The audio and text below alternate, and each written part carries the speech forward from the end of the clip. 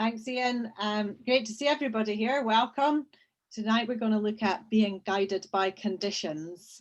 We're going to start off by just reflecting on what I'm sure you've all experienced if you've been out in the backcountry in Scotland, the variable and challenging conditions that you can face while out there, and start to unpack how you can prepare yourself. Thanks very much for the introductions.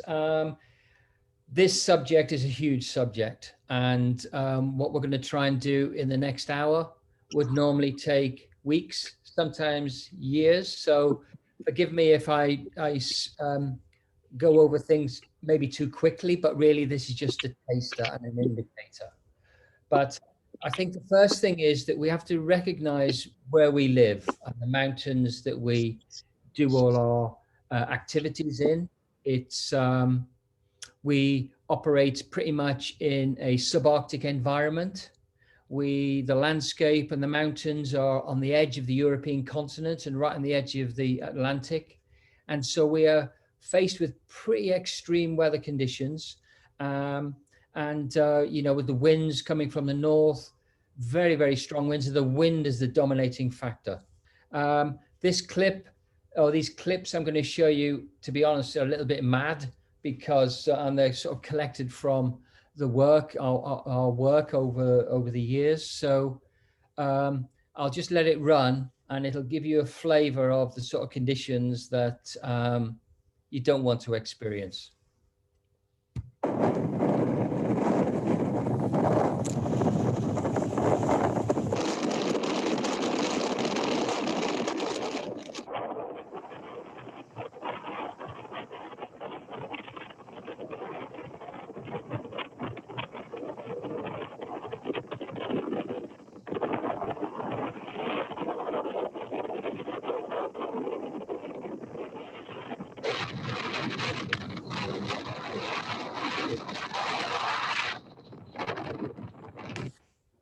So obviously, you need to choose your day. What I'm going to talk about today pretty much are going to go through these questions. So here we go. So Mark, the first subject that you're going to unpack for us here are how do you get reliable sources of information? So how do you put the avalanche forecast together? Yes, so how do we put a forecast together?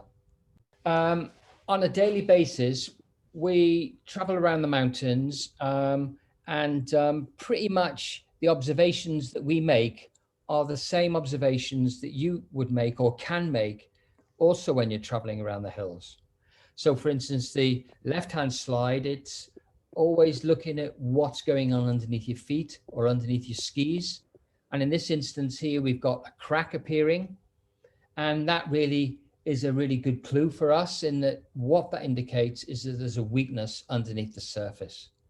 And so as we're traveling, even in easy terrain, mellow terrain, we have to be ready to pick up as many of these clues as we can all the time, because we don't really get many opportunities to do a test or gather specific information or one test that's going to give us an answer. It's multiple observations that we need to make in order to come up with some sort of evaluation. So we've got what's going on underneath our feet in the snow.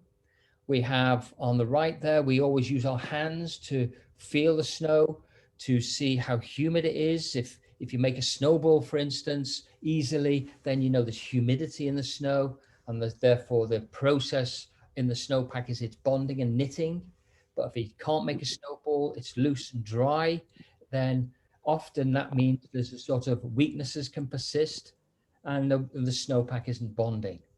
In this instance here, we've got a grauple, which you can see very clearly. It's sort of round and ball bearings, and that is basically a snowflake or a snow crystal, like a dendrite, that has been moving around in the clouds. It's become rimed up and it's become a ball. Then it gets so heavy it falls to the ground, and that's sort of a typical type of grain that you see in Scotland. On the bottom left, you can see crown walls of an avalanche, a recent avalanche, and again, using our eyes, looking at the landscape, seeing what information is out there can also give us clues as to the snowpack instability. And so if there's a crown wall, as we see a crack or a very clear shape like that in the landscape, we say, okay, what aspect is that on? Is that a recent sign? Is that something that I really need to be aware of in terms of my traveling around the mountains? On the bottom right, you can see sastrugi. Many of you will think of it as a very challenging surface to ski on, which it is, but it also gives us some other information. And primarily that information is the fact that there's snow eroding, that it's being taken from this place and put somewhere else. So usually a bit like a prow of a ship, you'll see the sastrugi, the bow, if you like, of that shape is pointing towards the wind. So in this situation, the wind has been blown from the right, the snow's been moving to the left. So we think, aha, okay, that's where snow has been accumulating and building. And that's really important for us because when snow is moving and has recently landed, that is when it's most unstable. In storms, when it's moving, not even with a storm, but with wind, and it's being deposited, that is a critical situation for instabilities. Next. Okay, and so the other thing that we do is we sort of are a bit geeky, if you like, and we go to a specific place, which is often, if you like, a location that represents the worst place that we think, the worst place or the most unstable place in a landscape. And usually we go, and how we determine where to go is we look overnight at what the wind's been doing.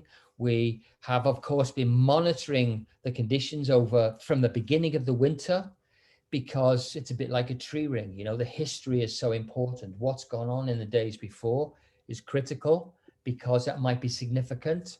It might be a weak layer being buried. So we do that. So we go to what we think maybe represents the worst place, and we look at the snow. And probably the most important thing that we take when we're looking at the snow is the temperature from the ground to the surface. And you might say, well, what information is that going to tell us? Well, we look at the temperature gradient and the temperature change from the ground to the air. Ground is always at zero. And so we look at the differences in temperature every 10 centimeters. And if the difference is greater than 1 degree, then that is a situation where we think grains are not going to bond, or grains will preserve weaknesses. But if it's warmer than that, if it's less than 1 degree, that gives us a situation where the grains bond. So this is getting a bit technical, but really the temperature gradient is something that we use a lot, and we can determine the sort of evolution of the snowpack by looking at that in these situations. And so then the next thing that we do is really travel, because this is just a little tiny spot. And if we find a weakness or an area that is unstable, what we really need to do is to find out how widespread that is over an area. So we look at different aspects, and we also go to different altitudes to see how widespread those things are. And so fundamentally what we do is we produce reports, an avalanche report. And it's a vast amount of information. And when you're confronted with that, to be honest, it's almost too much. On the left, we have the forecast information. And on the right, we have what we saw, what we observed. And it's quite important, I think, probably the reason I put these up is because, we will look at what the 3 most important things are to look at later. But the most important thing here, I would say, is that you can go back in time. You can look back at the history, and you can see how the situation has developed to where we are today. And history and seeing how the winter's developed is a really essential part for us in terms of working out what the winter's doing and what hazards there may be. Okay, so that is the first question. Lesley, I don't know whether you've got anything. Yeah, we've got a few. So the first one is just how do you take the temperature? Is that just with a simple digital or analog thermometer? How do you do it? Yes, so I don't know whether you can see, but I've got a wee kit.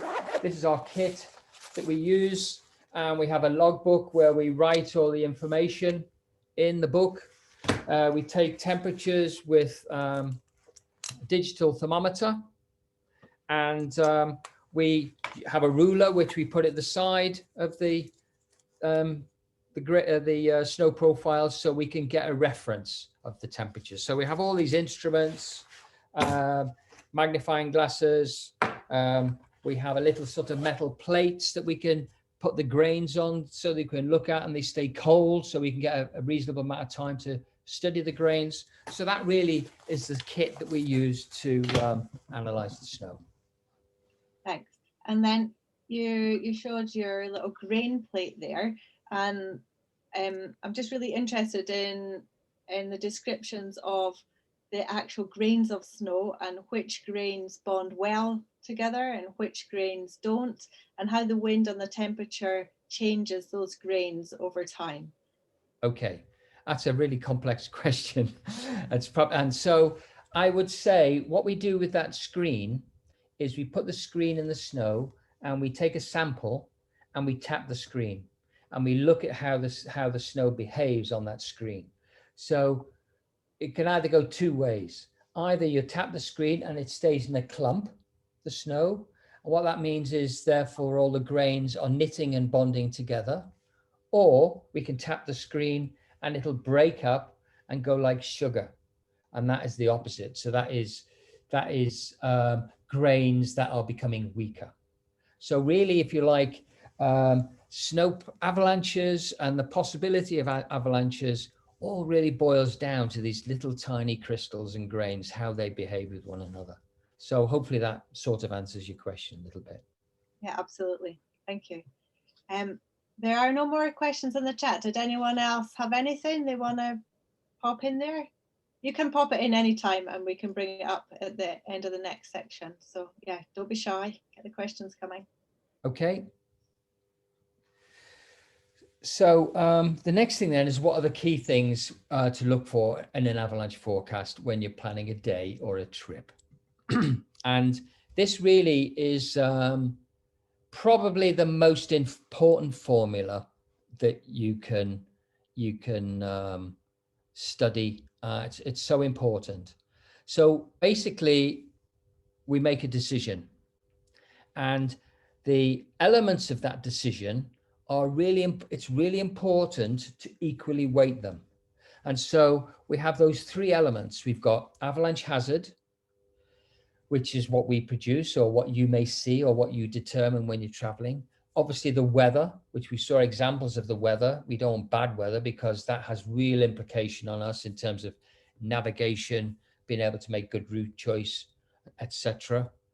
And then we have us, the people, and how we make decisions and how we, if there's someone who is a strong, both physically or strong mentally, with someone who is not confident, then that can be produce an imbalance and a bit of a challenge.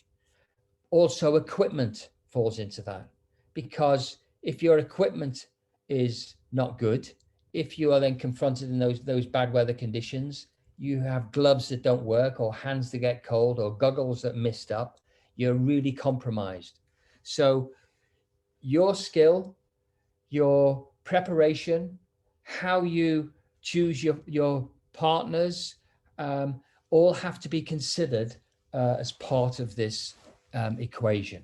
And then the final one is the landscape that you're going to visit. So that has to also match the conditions. It also has to match your abilities.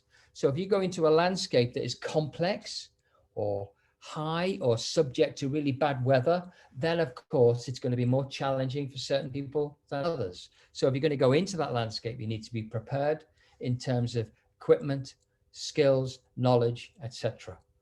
If you haven't got those skills or you're not confident, then you would choose an appropriate landscape to match the weather, the hazard, you and your personal experience, and the landscape.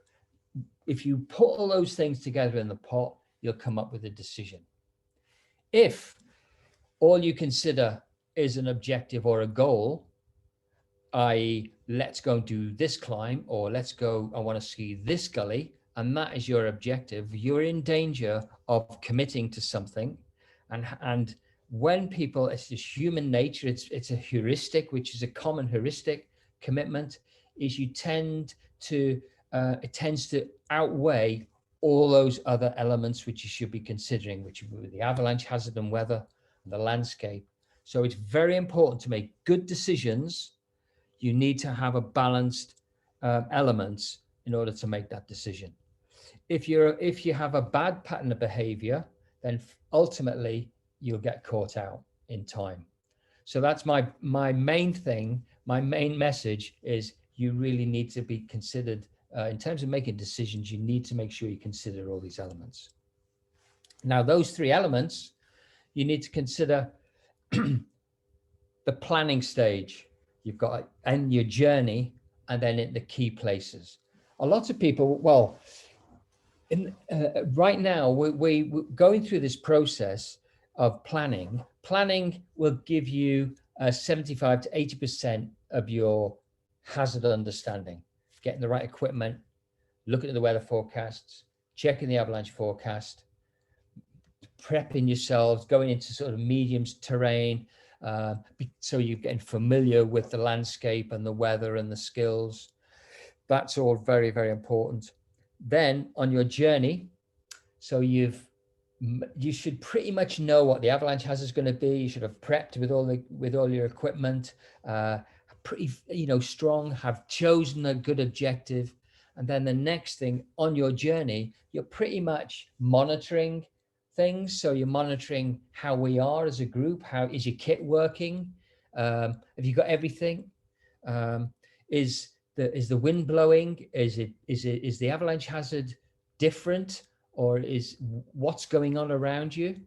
Because we have to, decision making in avalanche hazard evaluation is not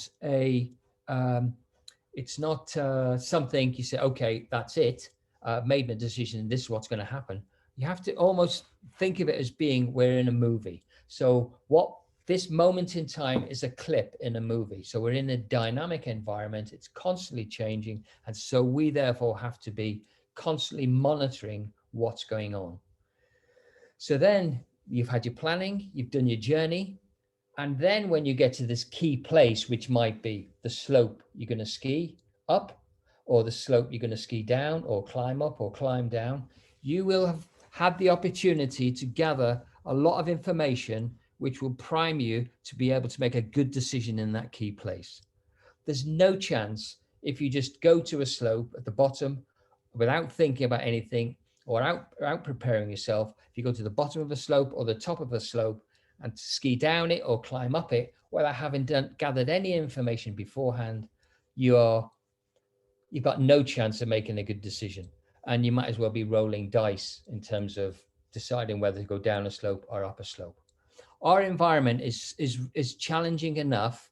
So therefore we have to use all these opportunities of planning, looking at the elements and observations on the journey, because that is the only way we can get ourselves get enough information to make sure that we make the right decisions when we get to those key places. So the three things that I would suggest that are key to look at in the report, to take away from a report, is first, it's what avalanche hazard is it? And there are 5. So it's low, there is moderate, there is considerable, and there's high, and then there's very high. It's quite unlikely for us in our environment in Scotland, because of the scale of the landscape, to be very high. Because very high is huge avalanches that travel many kilometers and are very extensive. It's quite unusual. So mostly we're dealing with 4 levels. Thing to remember is you have the potential to get avalanche to every level: low, moderate, considerable, or high. As you go up that scale to considerable and high, what that really means is the likelihood of being avalanche or being caught in something becomes greater. So the avalanches are potentially larger, and the I've lost the thread. The avalanches are larger, but also the likelihood of triggering avalanches becomes greater. Okay, so that's an important thing to remember. Second thing is we have this rose here, and that's quite unique actually as from an avalanche service point of view. I think there's only one other service that does that, and that's in the States, in Utah. But you can see in those colors, you can see the way where the hazard is distributed. So that's really quite useful information, because you can see, aha, okay, above 900 meters on north, northeast, and east aspects, it's a considerable hazard. So maybe if I go on other aspects, or stay below 900, or when I go to above 900 meters, I am therefore much more careful in terms of route finding. That is quite a good piece of information. Then finally, it's the problems. These are little avalanche problems. These little icons are the problems that we've identified, which give us the information as to what avalanche hazard we have produced. Okay, so the avalanche hazard that we can see on the left, it's considerable, but the main reason that it's considerable is because we've got this little icon, which is wind. All right, so the wind's blowing, it's shifting snow, and as I said earlier, when the snow is moving and when it's accumulating, being driven by the wind, that is when it's most unstable. The second one down is a layer that, as if it's cold or if it's a persistent weak layer, you get these weak layers developing under the surface. Or it could be a soft, weak layer that is covered by snow and is buried. So again, if we show this icon, that is really important to take a note of. And that's therefore something you think, well, actually, okay, I can't really see what's going on. There's no wind blowing, but I do know from looking at the forecast, there's something happening underneath, all right, underneath the surface. And so that then gives you a big clue. So that when you start going into a landscape on your journey, there'll be many places you'll see the snow maybe cracking underfoot and in shallow places. And that then gives you an indication that potentially when you're getting into deep snow, that weak layer may still be there, may be in that deeper snow. So next, then we have the, obviously, when it's wet, raining, really warm, that's really quite an obvious situation where we're going to get avalanche releases. It's quite typical of our environment. Fourth one down is cornices. Very difficult to predict. We can't really measure when they're going to fall. We can just sort of generally say, right, the avalanches, the wind is blowing, cornices are building, and they can therefore become quite unstable, especially when temperature rises and the wind keeps driving the snow and the cornices keep building up. So eventually they may collapse. But they're things that obviously occurring very high up. And so it's just a matter of being aware of those. Final problem is the bottom there is spring, and that's when the snow is shifting, the whole snow mass is sliding on grass or rock, slowly working its way down, almost a bit like a glacier. And so they look dramatic, but actually the chances of being involved in an avalanche in that situation is pretty slim, to be honest, because quite unpredictable, pretty solid masses, less likelihood, very unlikely for an individual or a human to trigger an avalanche in that situation. So those top 3 problems really are the ones that you need to look out for in the avalanche bulletin. And Mark, we've just got a question here about gradient and steepness, and if there's a steepness below which an avalanche won't happen. Yeah, I think you're going to talk about that anyway, but if you can touch on it specifically as you go, that'd be great. Yeah. Okay. Yeah. No, that's good. Good question. I'll come to a slide in a minute, which is probably helps answer that question. So here we have Ben Nevis, north face of Ben Nevis, and this is a sort of typical example of this was cornices on the top, just near the sun, huge cornices, maybe 10, 15, 20 meters protruding out, and there's been a cornice collapse, which has then triggered avalanches from the slopes on either side and have come down below. And so this is a gully called Observatory Gully on Ben Nevis, and you can imagine that as soon as you enter a terrain like that, and I'll talk about it a bit later, you're then potentially impacted by any avalanche activity. So knowing where you are in avalanche terrain is really important. I'll talk about that a bit later. Next is weak layers. Again, I'll talk about that, but this avalanche was triggered by the guy on the left. He and his friend were coming, traveling from over on the other side of Loch On, from Shelterstone up towards the Fade Buoy, up to Cairngorm Plateau, left of Hellslam, and they triggered this huge avalanche, which they rode. And they came into the office, knocked on the door, and they were very ashen when they came in, and they described the event to me. And they were riding the blocks, and they were traveling down, and as they were approaching the edge where it would go further, it just suddenly came to a halt. But I suppose the staggering thing here is how can those small people create such a large avalanche? How can there just seems to be such a disparity of weight? How can that actually happen? And so again, we'll look at that in a moment. Again, in terms of avalanches, this is one in Cornices, and this is quite typical. And you'll see that the avalanche pretty much is from an accumulation which is high up in the corrie. So this may be, it might be fairly fine. Where those people are walking, it looks firm and solid. They're not sinking in. And that's quite typical of our environment. It's fairly localized and limited in terms of accumulation.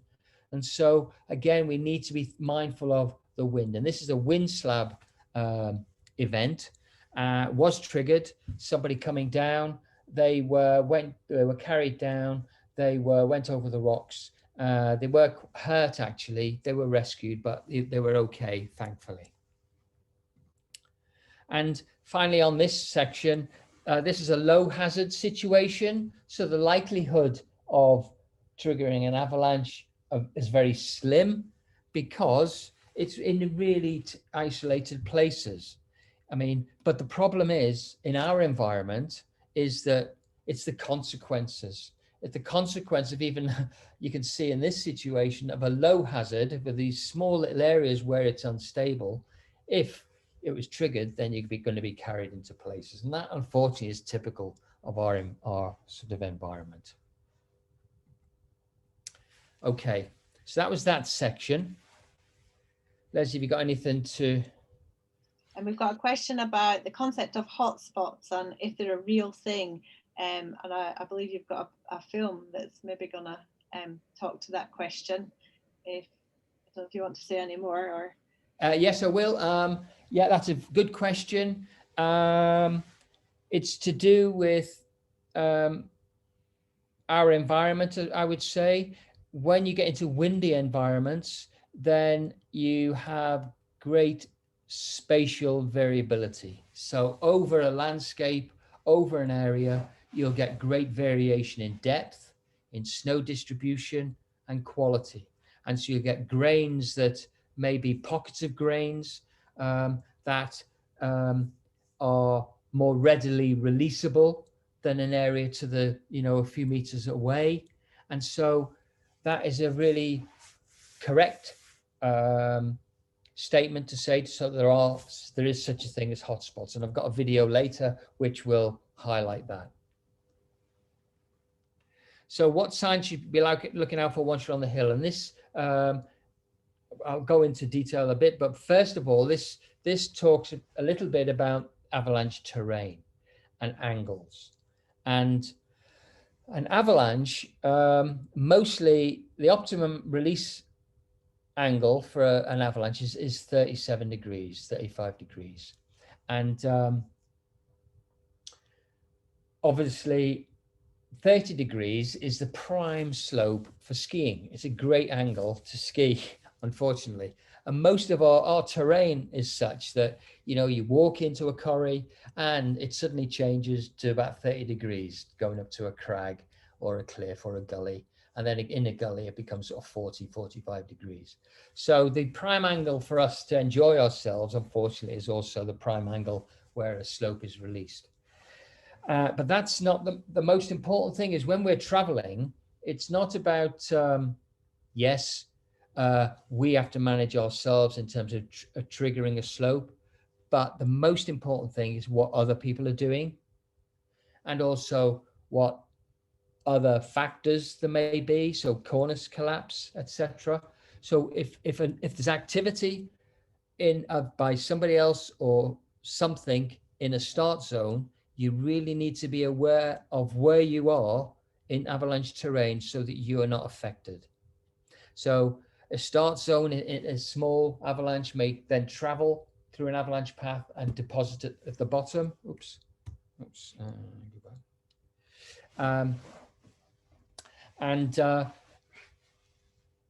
Therefore, you need to be aware of where you are in avalanche terrain when you're traveling through the mountains.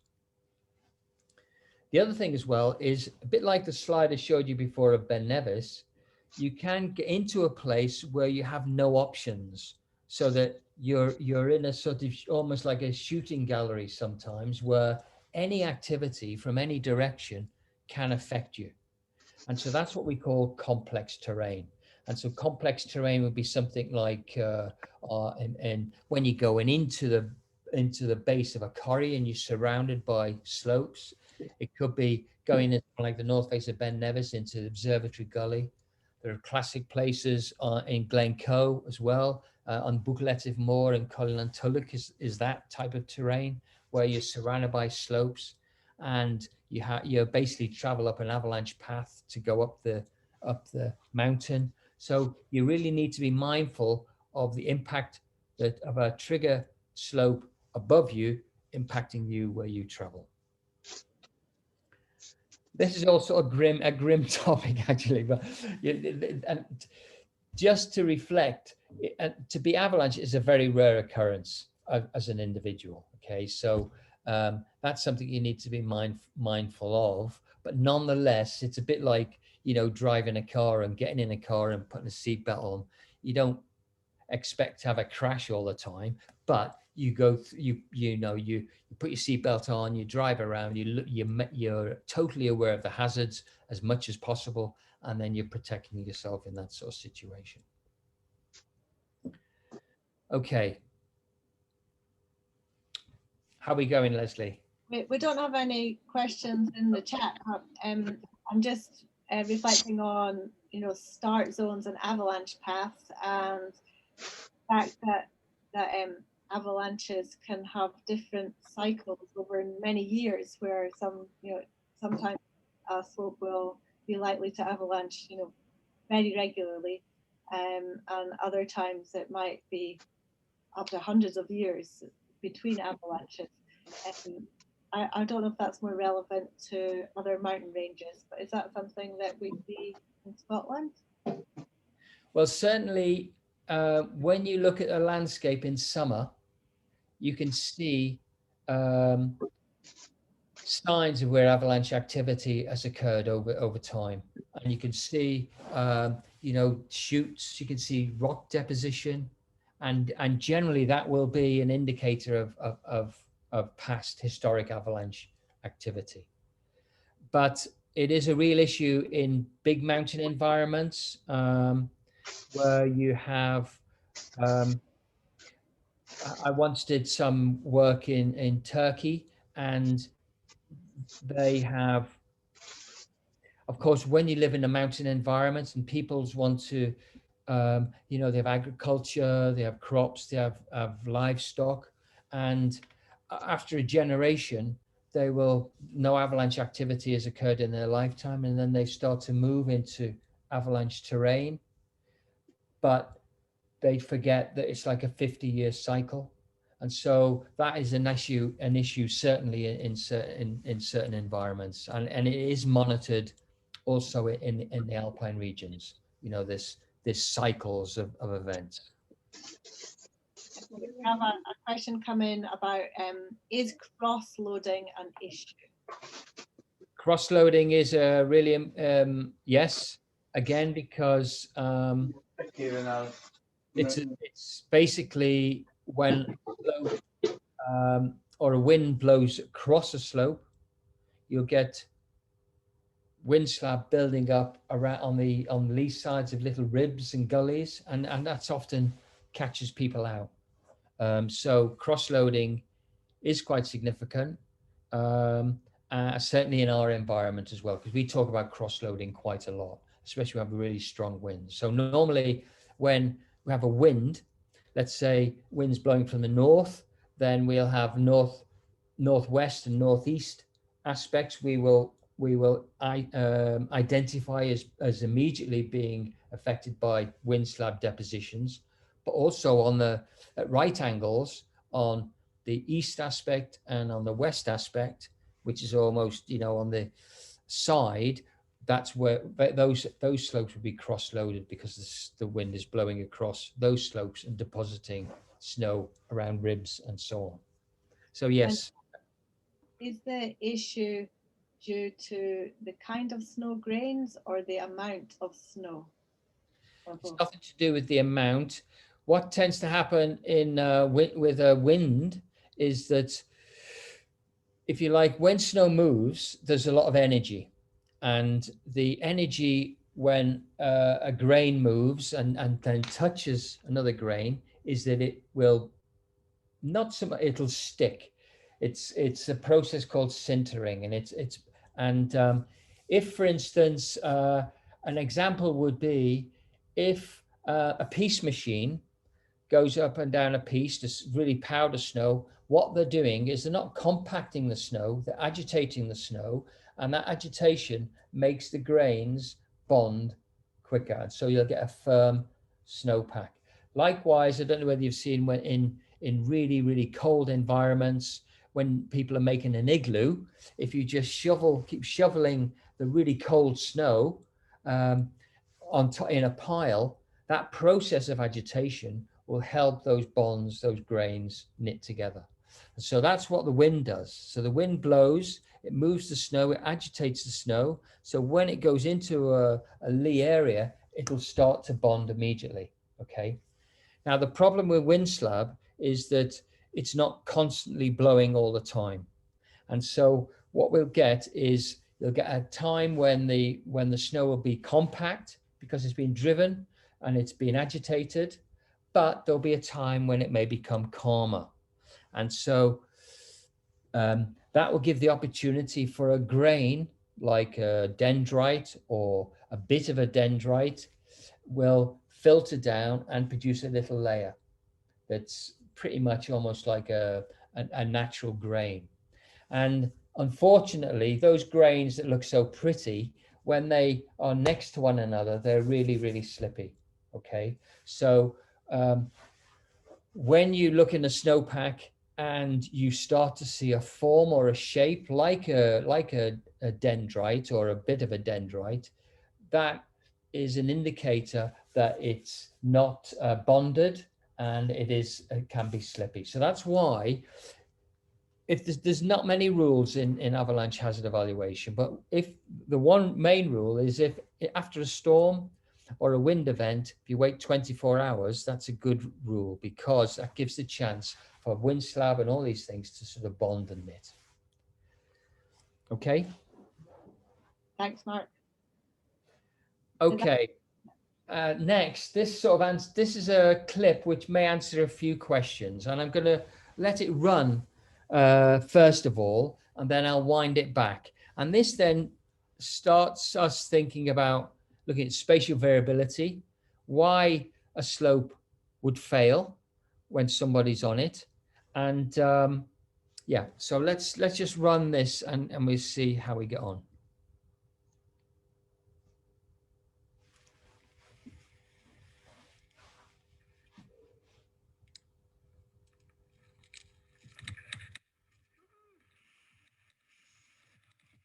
It's a very windswept environment, limited snow. And that mass is body mass of snow is gone right into those rocks, as you can see.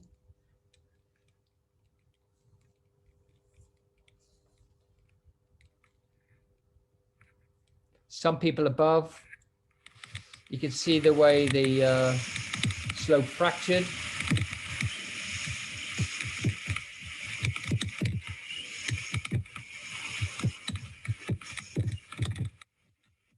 And you can see that there are other people who have gone before. Okay, so let me just wind that back up to here. Okay, so we have a landscape that is bare, typical Scottish sort of scene, limited snow. And as a skier, of course, we're going to go on that limited snow. The avalanche hazard on this day actually was moderate hazard. But let's just run the slide, run the movie, and you can see, let's see when it starts to release. Bang. So in 1,000th of a second, the slope has released.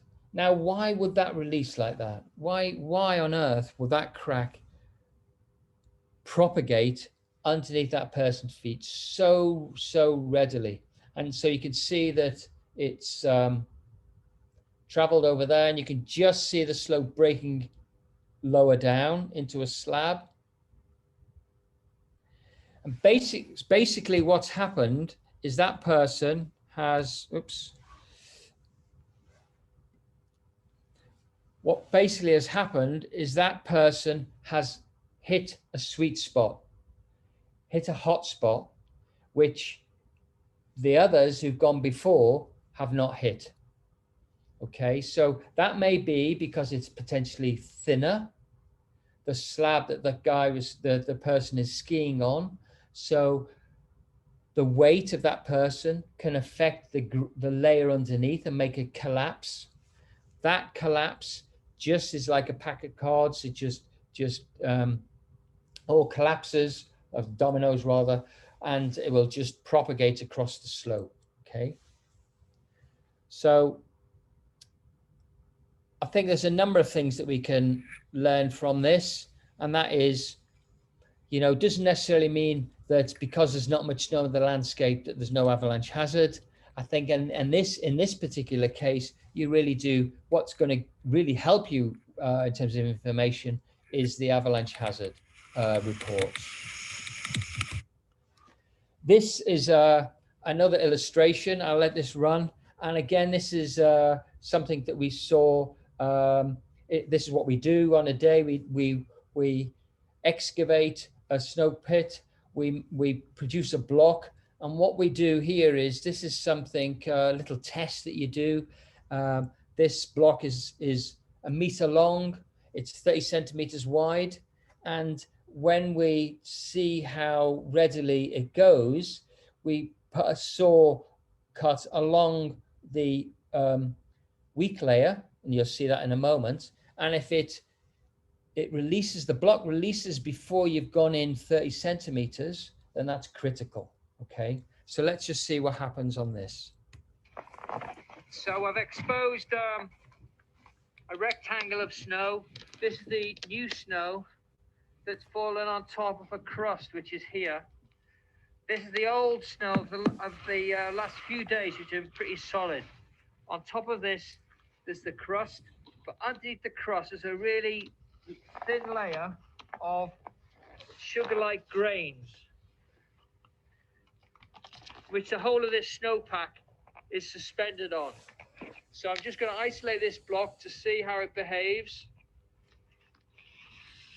and then start to cut underneath along the line of the weakness and see if the whole thing is released.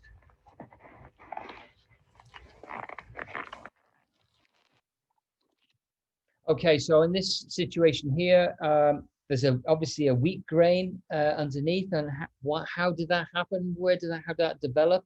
And what happened here was that it was snow that fell without any wind, and then that got buried, and it was cold, and those grains underneath, with basically the snowfall without wind, they stayed really loose, and the temperature gradient was such that those grains became square. What no longer became a dendrite, became like a square piece of sugar, and so that really was the weak layer here. Again, this is another illustration. Okay, so it's the 5th of April. We're at an altitude of 1,100 meters on the southeast side of Cairngorm, and we're just looking at the snowpack. We've had a lot of snow for the last 48 hours, and this is the snow here. It's a bit firm on the top because it's a bit of Windslap. It's as you go through, yesterday's snow is softer, but it's overlying a crust, and underneath this crust is a very thin layer of loose grains. And so I'm just going to tap it to see how it behaves, and it collapses just on this soft layer just above the crust, but it's also weak underneath this crust as well. Okay, so what we were doing there, if you like, we were impacting the top of the snow and mimicking a person, okay, mimicking a load from the top. And as we move around in the landscape and the snow, but if we're on skis, generally we can affect a layer probably about 1 meter underneath our feet, 1.5 meters. That is how far into the snow our weight will impact. So if we have a weak layer in that zone, then we can affect a collapse in that layer. And so that's how an avalanche is triggered. Basically, a layer collapsed, and if it is quite weak, it will propagate large distances. We've got a question. Do you have any advice for becoming better at identifying Windslap? Okay, so identifying Windslap, there's visual things that you can look out for. One is that Windslap is grey in color. Because it's been agitated and because the snow has been moved around, it loses all the crystal edges, and so it doesn't reflect light as much, so it's dull and grey in appearance. The other thing is that Windslap, when you're walking across it, it makes a really, it squeaks. So it's the sound and how it looks are really it's quite big clues. But the other thing is, when you're traveling around and you go into sort of little areas, around a path next to a little rock or a little sort of bit of heather, if you stand on it, and if it's Windslap overlying a sort of weak layer, you'll see it cracking and failing underneath your feet. Okay. Have you ever been avalanched when out at work taking measurements and testing the snow? No, I haven't. No, that's really important, actually. So the most important thing for us is that we are safe, and so we will always very much err on the side of safety. And whenever we go to a place that is the worst place, if you like, place that indicates the worst place, it's usually quite small areas, so there will be no consequence. So, and therefore that really, all the forecasters that we have are all highly experienced mountain guides, instructors with many, many years experience. But I would say the most significant thing is we're very wary of our mountain landscape and how not so much dangerous it can be, but yes, it can be dangerous. And you know, with the some days you can have the best kit, you can have best kit money can buy, you can be really good at navigating, you do everything, but honestly, sometimes the weather is so bad it's not survivable. And so that's really what we want to avoid. So yeah, hopefully that answers that question. And we've got a question about further training, I guess, in avalanche awareness, and if you can recommend any courses that happen, I guess. Yeah, we could do later, but national centres, individuals, but unfortunately there is no, in the UK, there is no standard avalanche education program, but it's something that we are looking at, and hopefully we'll develop in the near future. But in terms of answering the question now, then probably I would say national centres, place like Glenmore Lodge, offer avalanche education courses, and other individual groups also offer avalanche education days and courses. Okay. Yeah, I know certainly there's definitely the different guiding operations locally around the Spey Valley offer at least some basic level of training. So it's definitely worth looking around if you are interested to know more and to do some training. That's right. Yeah, no, that's right. So as we've talked a little bit about planning and so on. Next question really is assessing what's in front of you. And one of the common questions is, if I do one of these snow pits, is that a useful way of judging the snowpack whilst you're out? Is that a useful thing, exercise to do? Will that give us the answers we want in terms of skiing a slope or not? So this alludes to a question we had earlier about spatial variability and hotspots. And so really, when you look at a landscape, it's built up over time.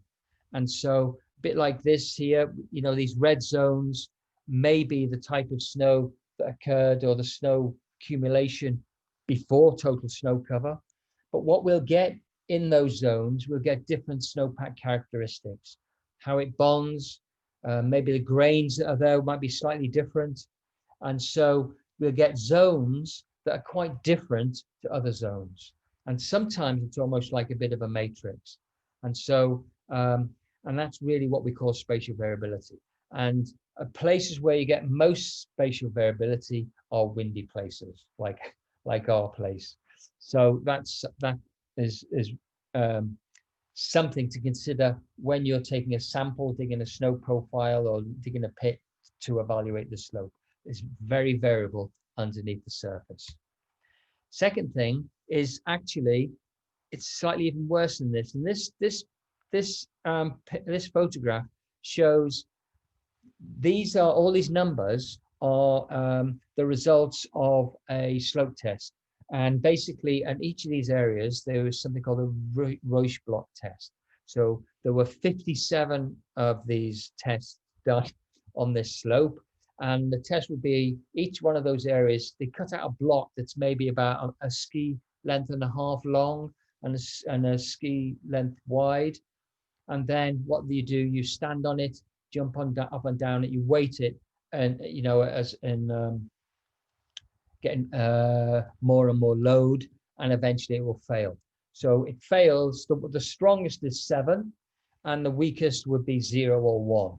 But so therefore they did this on this slope, and you can actually see right next to one another, you'll have something that's strong, which is 7, against something which is 2 and 2 minus next to it. So this really does show you that actually there's such variation when you do a slope test or dig a pit to see, okay, how strong is this slope? This just really shows you the variation that there can be. So you can potentially get a false negative or a false positive in terms of when you make a slope evaluation.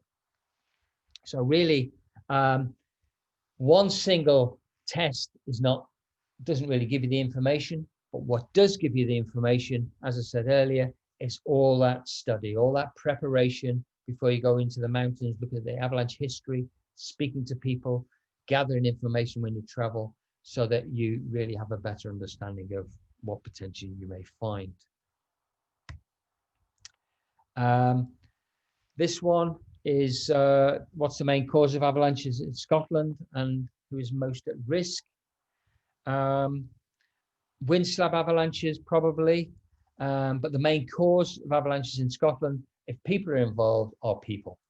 So worldwide, 90% of avalanches that involve people have been triggered by the people involved. So that really is just a verbal answer. You okay, Lesley? Yeah, we've got a couple of questions.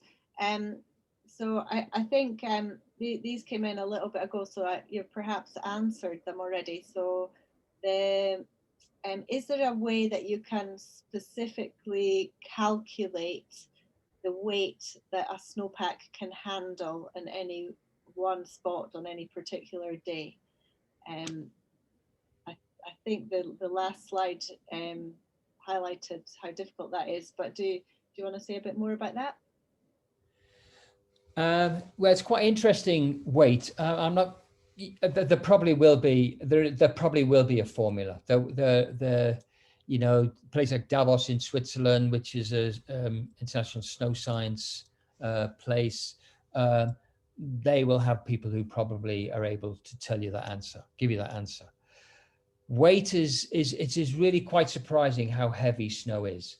If you can imagine a square meter of avalanche debris is approaching 600 kilos per cubic meter. So if you think of someone being buried in an avalanche, if you've got to move a meter of snow, you're almost moving a ton of snow in a square meter. So and powder, I think, is around 150 kilos per cubic meter. Powder snow. So it's quite heavy stuff. So I would say it's not so much the weight of a snowpack or a snow layer that is going to make it release. It's the weak layer. The weak layer is the factor, and that's what's going to fail. And so what you need to think about is, if you're an individual and if you like, you can influence an area about a meter and a half underneath your feet. When you go up a deep area of snow, you're not going to affect the weak layer. But when you start to move toward the edges, like the top of a slope, where it curls off and thins out, that's when you can affect the weak layer. Does that help answer the question? Yeah, I think so. And how common are avalanches in Corrie Raybert? Okay, Corrie Raybert, quite common. There's been some notorious avalanches in there, but I think it's quite a good question, because people tend to focus on places that are hot spots or black spots, if you like. But actually, you can get avalanched anywhere where the characteristics of the slope and the conditions present you with typical avalanche conditions. Avalanches follow people. So wherever people go, then there is the possibility of getting avalanched if you're on the right characteristics. So the steepness of Corrie Raybert, the question notes that it's potentially steeper than 36 degrees. And I guess there's lots of couloirs, if you like, around the Scottish mountains that might be similar to Corrie Raybert. We saw some real loading in the gully there. Is that something that's going to make it more likely to have avalanche hazard, or a gully in general? In that incident we saw in Corrie Raybert, what happened there, it's the history of the snow development that created the situation. So it will, and that's why it's important to look at snowpack history. So what probably happened there is there was a bit of snow, maybe some snow fell, a little light covering without wind, and then it got buried by a slab, wind slab. Then it was maybe cold, so that the weakness, this grains, if you like, that were laid down nice and gently, stayed intact. Or I think in that situation, actually, it was very cold, and those grains that were buried, because the snowpack was quite shallow, they changed shape. They became more and more granular and more sugar-like. So it's the history of the situation that developed that particular problem. Okay. Thanks, Mark. Okay. Another question: what are the biggest mistakes we can make in decision making? The question is to avoid getting avalanched, but I guess it's typical mistakes and their consequences. Okay.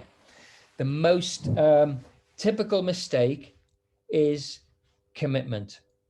So people that are committed to do something, which, it's human nature, to be honest, to have an objective, want to ski a gully. Maybe it's been on social media, or you've heard from somebody else that this is a good thing to do. That is the common mistake. And that is quite an interesting subject, because not last winter, because obviously we got halted by COVID in March, but the winter before, in the springtime, we had conditions that were quite nice, spring-like, but then it would be really super cold and go firm and icy. And so we had a situation where on social media, it was all, people were saying, yeah, it's really good.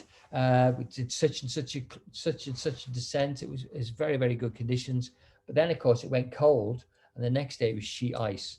And so you had somebody who probably had the information the day before, was committed to doing something, but actually things had changed so much in that time when they went, that it actually, those people, that individual actually dropped into the gully. It was so icy, they then went all the way down and took quite a big fall, actually. And I think that was because of this commitment. And that's just one example. And it happens quite a lot of times. We see that in terms of avalanche incidents. It's usually people committed to do something and therefore not really taking notice of what's going on around them.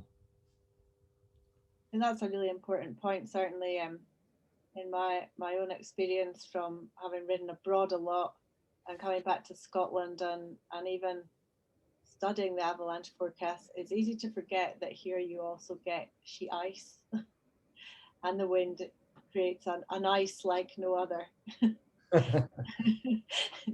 So yeah, as well as the snow stability, or you have to also consider the iciness and your ability to handle it as well.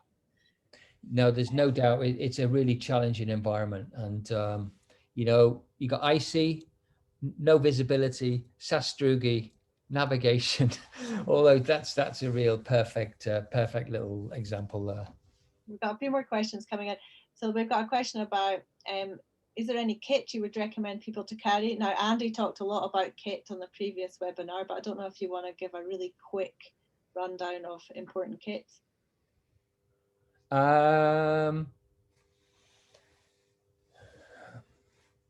Probably the key piece of information, key piece of kit that I would say is most important are gloves. And because without good gloves, you can't do anything. And so, and if your hands get cold, you can't take the skins off, you can't navigate, it compromises navigation, it compromises everything. So for me, the gloves are probably the most important thing. Get yourself some really good gloves that are dexterous and you can do things. The second is a jacket with a good cowl that protects you from the wind, and probably layers, multiple layers, and the more layers you got, the better. And rather than taking the layer off to put another layer on, I just keep adding layers on top. So I'd have one layer, and then if it might be a waterproof jacket, but then if it's cold, I put another jacket on top, which might be, you know, a synthetic duvet type thing. So I keep putting things on rather than taking things off and then putting the shell on the top. That's my top tips, I would say. Good tip. Keeping on the equipment front, do you have a recommended transceiver? Again, it's an interesting question. Transceivers are becoming more and more user-friendly. I would say that in the heat of the moment, you don't want to be fiddling about with something that is confusing. You want something simple and actually tells you what to do. The other thing in terms of when we used to part of a guides examination is that you have to find somebody with an avalanche transceiver in a period of time, and the record for the fastest time was some years ago when, and it's still not been beaten, and it was to find two people in less than 5 minutes in a 100-meter square, and it was I think it was 1 minute 5 seconds or something to find two people, and that was with a transceiver, an old analog transceiver with the earpiece. Okay, and it's never been beaten. And so it's not so much the unit that helps you find somebody, it's actually the practice. And that person practiced and practiced and practiced, and they were really good at it. So I would get a machine that is simple and understandable for you, and it's going to tell you what to do.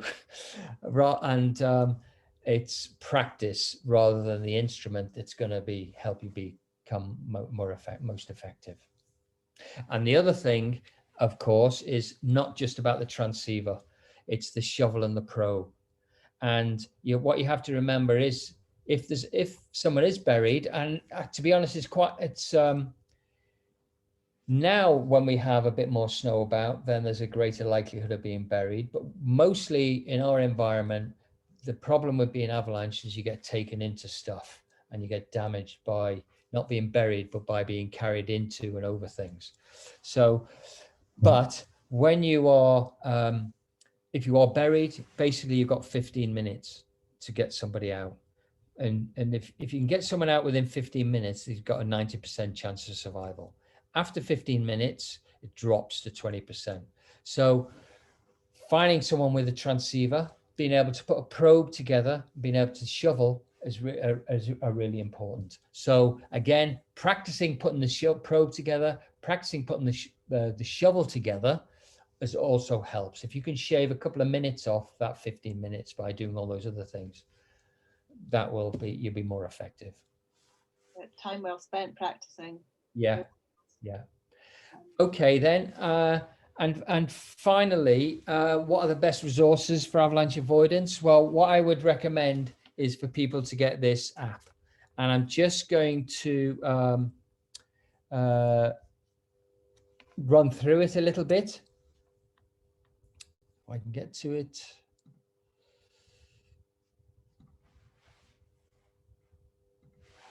Okay, can you see that app okay? Can you see my phone there? Okay, yeah, okay, thanks. So this is actually a really good tool. You've got the plan and evaluate, which pretty much goes through that process I described, the planning, your journey and key places. So on your journey, for instance, it would be, let's see, weather conditions, snowpack cracks underfoot. Here you can see an example of someone walking. and it's cracking underfoot. You can see the cracks shooting away. That indicates a sort of weakness underfoot. Poor visibility. You know, you need obviously to be well equipped with goggles and be able to navigate. And then in your journey, you've got poor visibility. You know, you might need to, obviously, that gives you an idea of what the conditions may be like. And therefore, in those conditions, you will be needing to use map and compass quite well. Okay, so that gives you some good tips on that process. And then you've got things like slope aspect checker. And so here we are at Glenmore Lodge, and I can get the hazard rows superimposed on top of that, so you can sort of see relative to where you are, where the hazard is.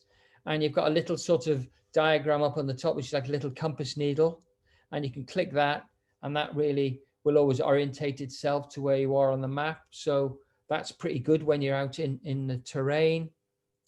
Another is the slope angle checker, and see here you've got this red line, and when you're at the bottom of a slope, you can tilt it up, and as the red line goes up, you can see the angle. Start to be aware at 20 degrees, and it'll tell you when you get to 35 degrees, it becomes red, and you can do that going down the way as well. Okay, so that's a good tool for measuring the slope angle. And finally, we have the